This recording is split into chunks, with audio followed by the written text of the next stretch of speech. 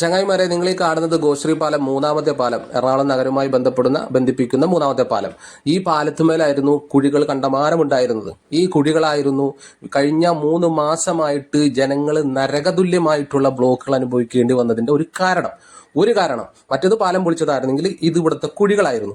ആ കുഴികളൊക്കെ ഒന്ന് നോക്കിയേ നിങ്ങൾ, എത്ര മനോഹരമായിട്ട് മൂടിയേക്കണം നോക്കിയേ, എത്ര നന്നായിട്ട് ടാർ ചെയ്തേക്കണം നോക്കിയേ. ഇപ്പൊ ആ വണ്ടികളൊക്കെ പോണത് കണ്ടോ നിങ്ങൾ, എത്ര നന്നായിട്ട് പോകുന്നു. ഇപ്പോൾ ഒരു ബ്ലോക്കും ഇല്ല, ഒരു പ്രയാസവും ഇല്ല, എല്ലാം ഭംഗിയായിട്ട് പോകുന്നുണ്ട്. കണ്ടോ നിങ്ങൾ, കണ്ടോ? ഇത് 3 മാസമായിട്ട് അനുഭവിച്ചുകൊണ്ടിരുന്നതാണ്. ഇത് ഏറ്റവും വലിയ ദുരന്തം ഉണ്ടാക്കിയത് ഇവിടുത്തെ ഈ പാലം കയറിനോടത്തുള്ള ഭാഗം. ഇവിടെ ഒക്കെ ഇന്ന് നന്നായിട്ട് അലങ്കരിക്കപ്പെട്ടു. നിങ്ങൾ നോക്കിയേ, അവിടെയൊക്കെ ക്ലീൻ ചെയ്യപ്പെടുന്നുണ്ട്, പുല്ലുകൾ വെട്ടുന്നു, വളരെ മനോഹരമാക്കുന്നു. എന്താണ് കാരണം എന്ന് അറിയണ്ടേ ചങ്ങായിമാരെ? ഒരു പ്രധാനപ്പെട്ട ഒരു മന്ത്രി വരുന്നുണ്ട് ഇവിടെ.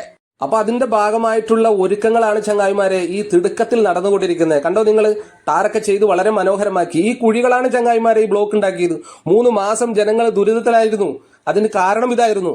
നോക്കൂ നിങ്ങൾ, പ്രധാനിയായിട്ടുള്ള അമിത്ഷായാണ് നാളെ കേരളത്തിലെത്തുന്നത്. കേന്ദ്രമന്ത്രി അമിത്ഷാ വരുന്നതിന്റെ ഭാഗമായിട്ടുള്ള ഒരുക്കങ്ങളാണ് ഈ നടന്നുകൊണ്ടിരിക്കുന്നത്.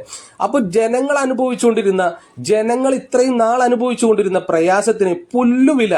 ഇവിടെ ജനങ്ങൾക്ക് എന്ത് വിലയാണ് ചങ്ങായിമാരെ ഉള്ളത്? ഒന്ന് ആലോചിച്ച് നോക്കുക നിങ്ങൾ.